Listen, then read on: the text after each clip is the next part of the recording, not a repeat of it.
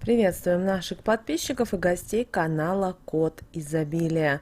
Друзья, мы вас всех приветствуем в изобилии и достатке. Сегодня в этом видео мы с вами уделим внимание вещам умершего человека и поговорим о том, почему нельзя носить такие вещи, какие последствия вас могут ожидать.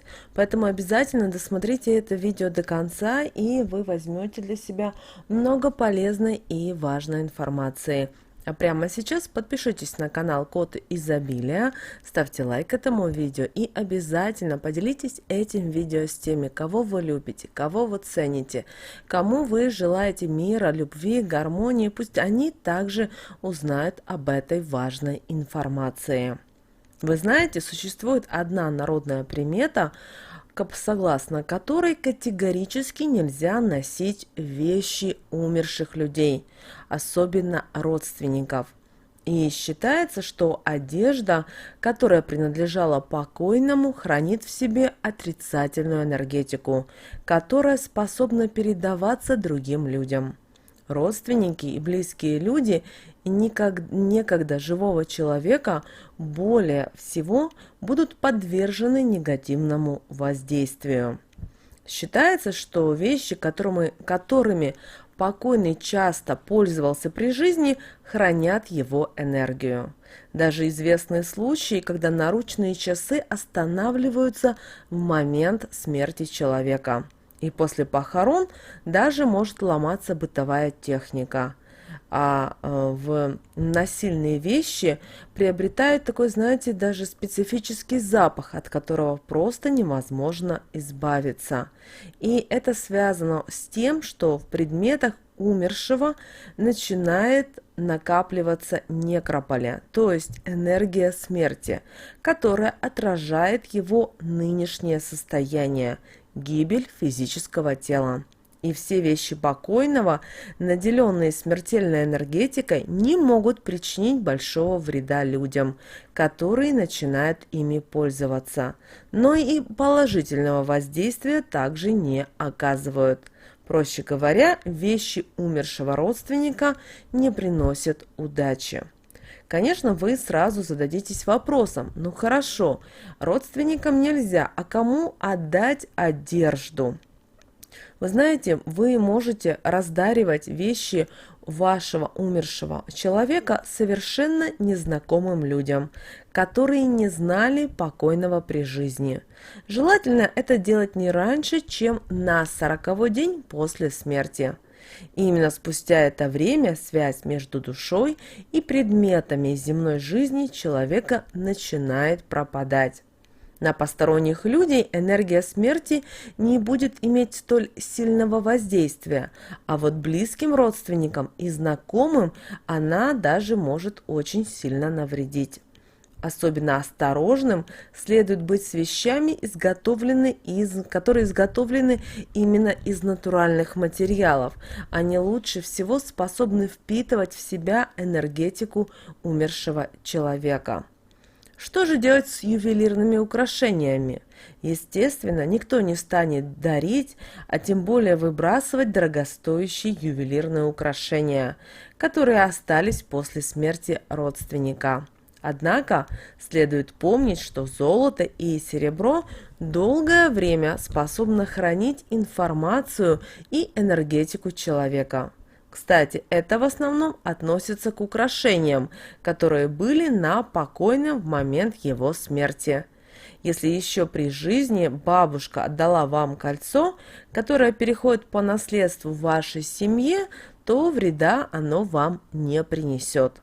Вы можете спокойно его носить, не опасаясь каких-либо негативных последствий.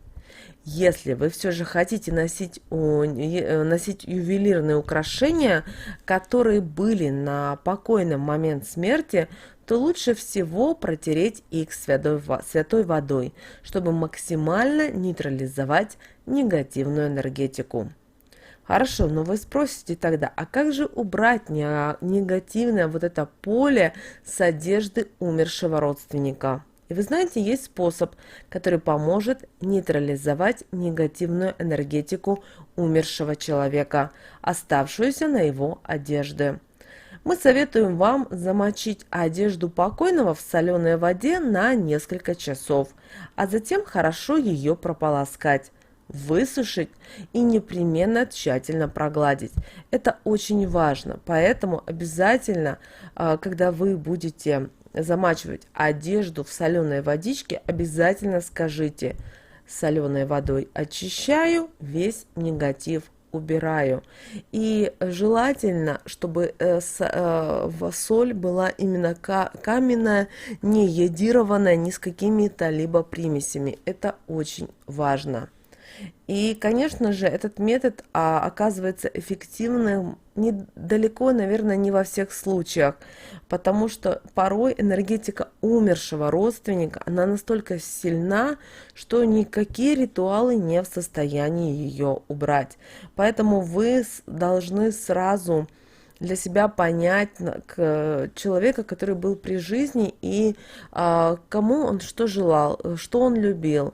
Если он желал, чтобы какие-то определенные вещи, возможно, самые драгоценные для него, остались с ним, верните ему в гроб, и пусть эти вещи останутся вместе с ним. Конечно, кто-то сейчас скажет о том, что зачем мертвому человеку, ему же ничего не нужно. Возможно, но энергетика и то биополе, которое остается после смерти с телом, а также душа, которая жива, она бессмертна, тело все равно уже без разницы. Но душа, она зациклена и, может быть, зацеплена за какие-то материальные вещи, за какие-то предметы.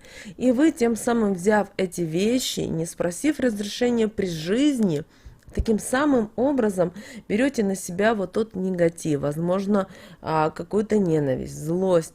Ведь вы не знаете настоящую правду и никогда ее не узнаете. Поэтому, если вам человек не сказал это в глаза, что он вам дарит, или после смерти сделай то-то и то-то, или пусть это будет так-то и так-то, знайте, это не ваша вещь, и она вам не нужна. Даже если вы при жизни этому человеку всегда помогали, были с ним рядом, но человек не сказал свое последнее слово в отношении того или иного, и если у вас интуиция плохо развита, и вы не знаете, вам это нужно, не нужно, вот вы себя терзаете сомнениями, будьте уверены, вам это не нужно. Вот такой, друзья, информацией мы сегодня хотели с вами поделиться. Теперь вы знаете, почему нельзя носить именно вещи умершего человека. Конечно, каждому из нас распоряжаться вещами и думать о том, что мы правильно поступаем. Но помните, законы Вселенной, законы космоса никто не отменял. И бумеранг, он всегда возвращается. Помните об этих простых истинах.